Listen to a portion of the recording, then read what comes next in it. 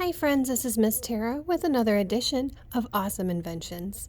This week we're talking about movies and Mack Sennett, who is the founder of the Keystone Film Corporation, and he is well known for really creating comedy in silent films that was not done before Mack Sennett. And he is also the man who discovered one of silent film's most famous actors, and I'm sure that you've heard of this man. His name is Charlie Chaplin. So let's learn about Mack Sennett in Mack Made Movies by Don Brown. In 1900, 20-year-old Mack Sennett was a horse's rear end. It was just a silly role in a foolish skit on a shabby Manhattan stage. But it was his stage debut, and Mack dreamed of being a show business star. His simple, hardy life made him ache for something different and glamorous. Young Mack had grown up on a farm in Canada. He hammered rivets and laid in molten metal as an iron worker. Silly or not, a horse's rear end was a step toward his dream. Besides, as the actor playing the front legs exclaimed, the hind legs do all the acting and get all the applause. In search of more applause, Mack acted, clowned, sang in quartets and trios. He carried scenery. He tried out for a musical and was asked to show his dancing skills. After a few clumsy steps, the star of the show said, "Please remove this bumbler." Audiences could be mean, too. They never applauded, or they gave him raspberries instead. Despite the disappointments, Mack didn't quit. He learned slapstick, a kick in the pants, slip on a banana peel kind of physical humor. It was loony, acrobatic, rough and tumble. In the slapstick skits, things go wrong and events spin out of control, unraveling until all that's left is pandemonium. Audiences loved it, and Mack did too. He performed in lots of big cities like New York, Chicago, and Boston, but the roles were small and success seemed far off. Between jobs, Mack lived on 5-cent lunches and rented rooms in cheap boarding houses with other ragtag show business hopefuls. Midgets, fat ladies, tap dancers, carnival entrepreneurs, and unemployed snake charmers. His worried mother mailed him $20 bills. But a man who was willing to play a horse's rear end doesn't give up easily. Mack decided to try the movies. Movies were a new sensation. In 1892, famous inventor Thomas Edison introduced the kinetoscope. For a nickel, the box-shaped device played a tiny film viewed through a peephole. Early films had no story or acting. The first movie just showed a man sneezing. Early films had no sound, and movies were silent for about 30 more years. Still, movies thrilled people. Movies seemed alive. In 1896, films came out of the kinetoscope and were projected onto screens. Movie theaters sprang up across the country. The theaters were called Nickelodeons because admission was a nickel, and Odeon is Greek for the word theater. By 1909, 3 million people a day were visiting Nickelodeons. The camera captures the action as a series of still pictures. The still pictures are displayed quickly, one after another, to give the impression of movement.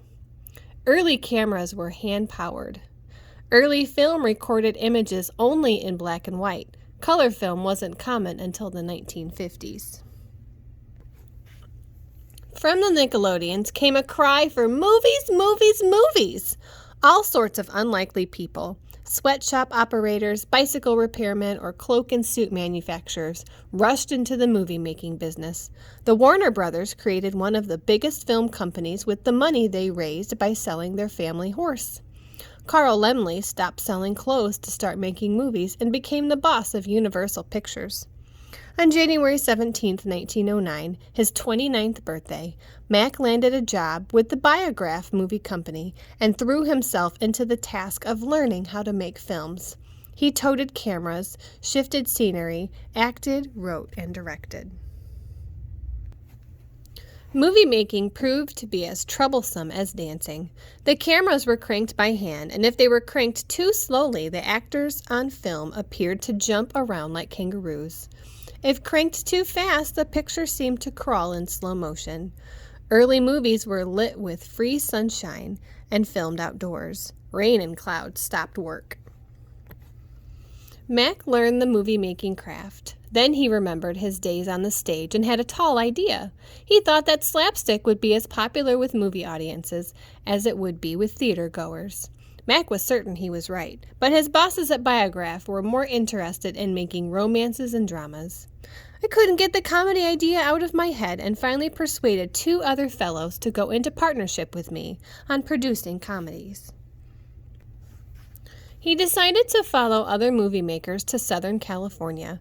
The sunshine and clear skies needed for movie making were more abundant there. Mack built a studio which he called Keystone Pictures near the former lemon and orange groves known as Hollywood. Every morning I went to the studio and got props and ready for the day's work. I was the telephone operator, bookkeeper, actor, director, and film cutter. It took a lot of physical endurance to get through my workday. My hair turned white. He made 140 movies his first year in California. Silly movies of hijinks and hee-haw, goofing, guffawing, golly gee movies where people plunged into vats of plaster, spilled soup down their pants, crashed through collapsing furniture, and slid and slipped, flipped and flopped, crashed, crumbled, careened, collapsed, and somersaulted across the screen. It looked dangerous, but Mack and his performers were careful, and bad injuries were rare. Actors dangled from flagpoles, spilled down stairwells, floundered in floods, and ran into the helter-skelter chases, people chasing people, people chasing cars, people chasing dogs, dogs chasing people, anything as long as it was funny. Eventually, 1,000 workers joined Mack at Keystone. He called the studio a fun factory, but the frantic movie-making shop was more like a madhouse. How could Mack watch over the cameraman, carpenters, writers, props, and makeup people? How could he watch over the slapstick performers, who Mack described as daft as rabbits in the moonlight? He built an office atop a tower in the middle of the movie lot. It had plenty of windows and a giant bathtub. I could lie back and think. I could bathe in soap and splash and shout any time of the day and keep an eye on my outrageous employees.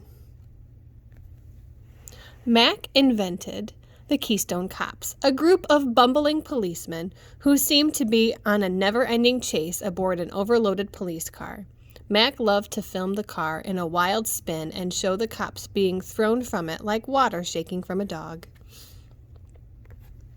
He filmed Mabel Normand delivering the first pie in the face to Ben Turpin, launching a bit of comedy nonsense that is still used in TV and movies. Mack hired Charlie Chaplin, a little-known English comic who had no experience performing in movies. Chaplin quickly became an expert and succeeded at making films that were both hilarious and heartbreaking. At Mack's studio, Chaplin created a character known as the Tramp. As the Tramp, Chaplin became the greatest film comedian of all time. People said Mack's comedies were unlike anything else seen on screen. Mack's slapstick clowns, the Keystone Cops, Charlie Chaplin, Fatty Arbuckle, Mabel Normand, Ben Turpin, and many others were more famous than presidents, prime ministers, and kings.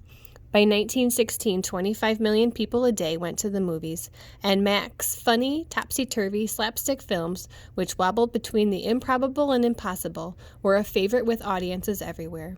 Mack dubbed himself the king of comedy, and nobody disagreed.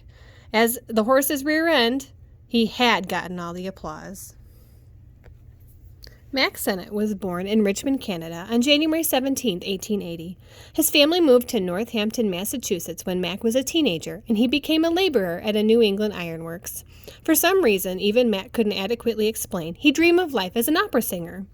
After consulting with the town lawyer, the future President Calvin Coolidge, Mack headed for New York City. But his dream was short-lived when he discovered that training for the opera would take years and offer no guarantee of success.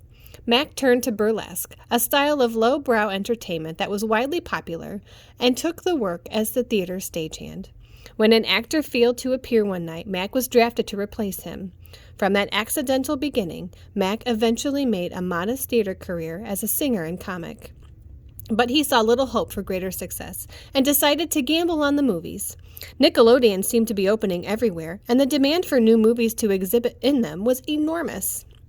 New York City blossomed with movie makers due in part to its pool of performers, but also to the city's proximity to Thomas Edison's New Jersey lab.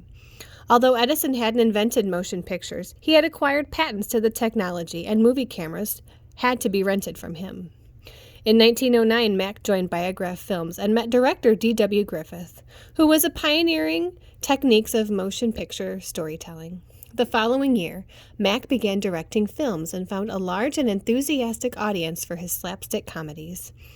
His success rivaled that of his mentor Griffith, but Biograph never embraced comedy.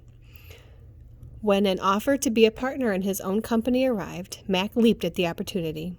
He established Keystone Pictures in 1912 and moved to California, joining a stream of movie makers who were attracted by Southern California's fair weather and cheap land, crucial elements for building a successful studio. An added incentive was hope of escaping Thomas Edison's heavy-handed enforcements of his patents. Mack Sennett's comedies became world famous on the strength of his superb sense of comic timing and great eye for talent. His breakneck pacing left audiences breathless, and he discovered such stars as Mabel Normand, Fatty Arbuckle, Ben Turpin, Gloria Swanson, W.C. Fields, and Carole Lombard. In 1914, Mack launched the film career of Charlie Chaplin, perhaps the greatest comedian of all time, and it was on a Sennett stage that the most enduring of all slapstick gigs, the pie in the face, was invented. Mack brought out his partners in 1915, renaming the studio Mack Sennett Studios. But the early movie industry was risky, and by 1935, the studio was bankrupt. Mack lived the rest of his life in retirement, and he died in 1960. So the activities that you could do with this idea of Mack Sennett and his movie making, the idea here is in this book, actually. I don't know if you noticed, but in the corner of the book, you can flip the pages to watch this dog do a little dance, because it said on this page here that when you would film something, it would be a series of still photos, and as you cranked it faster, you would move faster, and as the person would crank the camera slower, it would move slower. So taking that idea, you could take some paper or some note cards, some index cards, and you could put them together, and you could draw something and make your own little flip book. So in this book, Don Brown decided to draw a dog. And if you flip the pages here, let me try that again. See, the dog does a little dance. Isn't that cute? So you could draw a dog doing a dance like he did here. You could draw a ball bouncing up and down. You could draw yourself doing a cartwheel. You could draw a balloon riding into the sky, and all kinds of different options that you could do. You could make your own little flip book. That'll be super fun. The other thing that you can do is a game called charades.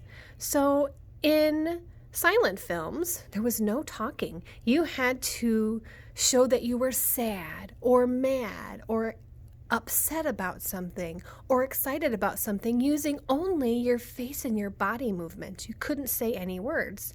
And that is the idea of a game called charades. So you could have your mom or dad or even yourself and get a group of people, and you can put a bunch of words in a jar, in a bowl, and you could draw out one. So let's say you drew out the word movie. You could take your hands and you could go like this to show the crank of a movie camera. You could act out a part of your movie. You could show a screen. You could go like this, a screen. There's all kinds of things you could do. And then your friends or your family have to guess what you're trying to say. And if you have an emotion, let's say you're sad, and think about what your face looks like when you're sad and what happens to your face. What happens when you're sad? You cry. So you could show tears coming down your eyes. You could show yourself wiping your nose. You could show yourself your face crying without making any sounds. So that's my challenge to you this week. You can make a really cool flip book, or you could play charades with your friends. I hope you've enjoyed learning about Mack Sennett and the Keystone movies. I hope you come back and see us again. Make sure to subscribe to our channel on YouTube, like us on Facebook. We'll see you later. Bye, friends.